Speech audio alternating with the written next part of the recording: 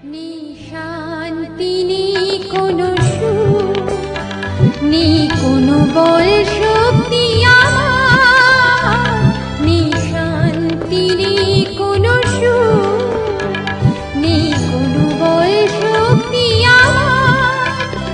আছো তুমি একা মোর কাছে, সকল সুখেরও তুমি আধার, ওগো পরিত্রাতা। প্রিয় শ্রোতা বন্ধু, প্রভু যীশু খ্রিস্টের নামে স্বাগত জানাই। আজকের বিষয়, প্রভু যীশু একজন জন্মখঞ্জকে সুস্থ করেছেন। একজন জন্মখঞ্জ আশ্চর্যভাবে চলার শক্তি ফিরে পেয়েছিল। এই সত্য ঘটনাটিও ঘটেছিল ইসরায়েল দেশের রাজধানী জেরুজালেমে। যে ব্যক্তি সুস্থ হয়েছিল তার নাম জানা নেই, কিন্তু যার দ্বারা সুস্থতা পেয়েছিল তার নাম উল্লেখ রয়েছে। সেই ব্যক্তি মায়ের গর্ভ থেকে খঞ্জ হয়ে জন্মগ্রহণ করেছিল। জন্মের সময় মা বাবা বুঝতে পারেনি তাদের সন্তান খঞ্জ হয়ে জন্মগ্রহণ করেছে। মা বাবারই বা কি দোষ?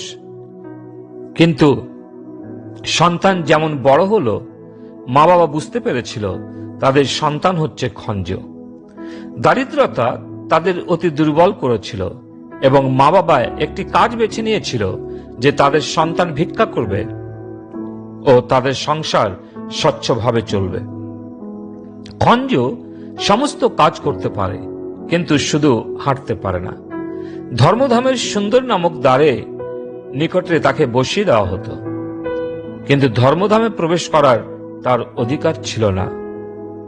একটি বিষয় ভালোভাবে জানত, যারা ধর্মধামে আসেন তারা ভালো মানুষ, ঈশ্বর ভক্ত তথা দয়ালু হন।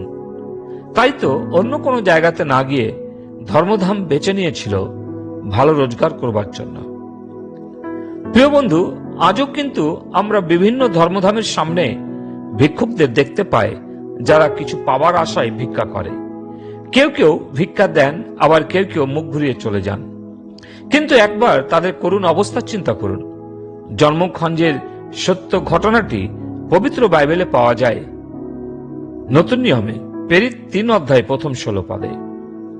পবিত্র বাইবেলে রাজা দাউদ বলেছেন গীতসংহিতা তার 51:5 পদে, দেখো অপরাধে আমার মাতা জন্ম দিয়েছে, পাপে আমার মাতা আমাকে গর্ভধারণ করেছিল।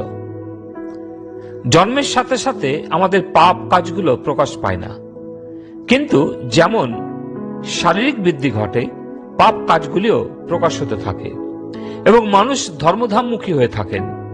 যেমন জন্মখঞ্জ ব্যক্তি প্রতিদিন ধর্মধামের বাইরে বসে থাকতেন। ধর্মধামে উপস্থিত হলেও যে মানুষ পাপের ক্ষমা পায় না বা মানুষের পাপ ক্ষমা হয় না, সে কথা সে জানত। খঞ্জ ব্যক্তির উপরেই তার মা বাবা নির্ভরশীল ছিল ঠিকই, তাদের প্রতিদিনের প্রয়োজনগুলির জন্য। কিন্তু যে লোকেরা খঞ্জকে বহন করে আনত, হয়তো তারাও কিছু টাকা পেত, আবার হয়তো তারা বিশ্বাসে ওই খঞ্জকে ধর্মধামের বাইরে নিয়ে বসিয়ে দিত। কি জানি, হয়তো সে একদিন সুস্থ হবে। সেই প্রত্যাশায় আজও কিছু মানুষ ধর্মকে ব্যবসা মনে করেন, আবার কেউ ধর্মের মধ্যে শান্তি খুঁজে পেতে চান। রাজা দাউদ সঠিকভাবে বলেছেন, আমরা জন্ম থেকে পাপী, পাপ কাজ করি বলে পাপী নয়, কিন্তু পাপী বলেই পাপ কাজগুলি করি। পাপ কিভাবে হয়?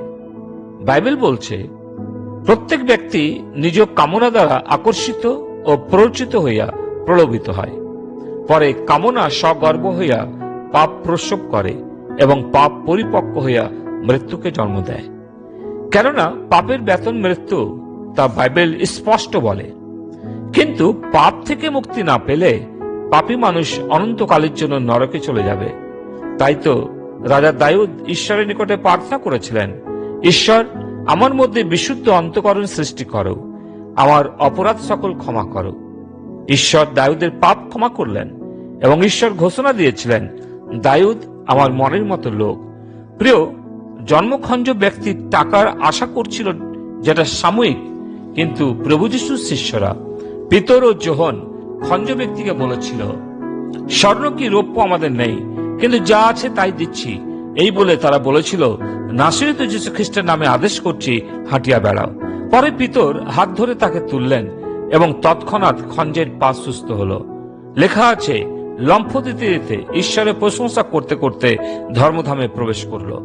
একটি নৈতিক শিক্ষা যে পাপী কখনো ধর্মধামে গ্রহণযোগ্যতা পায় না, যেমন জন্মখঞ্জটিও পায়নি, কিন্তু সুস্থতা পাওয়া মাত্র ধর্মধামে ঈশ্বরের প্রশংসা করতে করতে প্রবেশ করলো। প্রকৃত অর্থে যাদের পাপ ক্ষমা হয়েছে কেবলমাত্র তারাই ঈশ্বরের প্রশংসা করতে পারেন এবং ঈশ্বরকে সন্তুষ্ট করতে পারেন।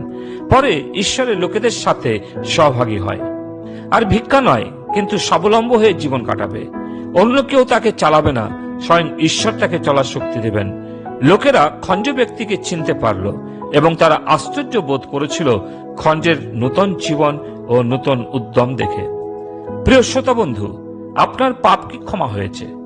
কতদিন ধর্মধামে অগ্রহণযোগ্য রূপে প্রবেশ করবেন?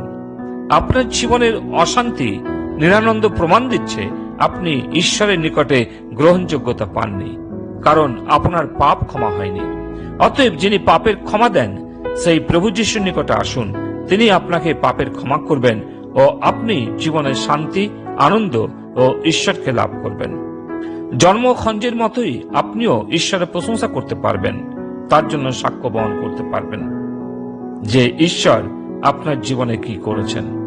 আজ কি আপনি প্রভু যিশুকে বলবেন, প্রভু যিশু, আমি জন্ম থেকে পাপী, আমার পাপ তুমি ক্ষমা করো? প্রভু যিশু প্রস্তুত আছেন আপনার এই কথা শোনার জন্য। যদি আপনি তাকে হৃদয়ে আহ্বান জানান, তিনি আজকে প্রস্তুত আপনার হৃদয়ে আসবেন। ঈশ্বর আপনাকে আশীর্বাদ করুন। শান্তি নেই কোনো সুখ, নেই কোনো বল শক্তি আমার, নেই শান্তি নেই কোনো সুখ, নেই কোনো বল শক্তি আমার। আছো তুমি একা মোর কাছে, সকল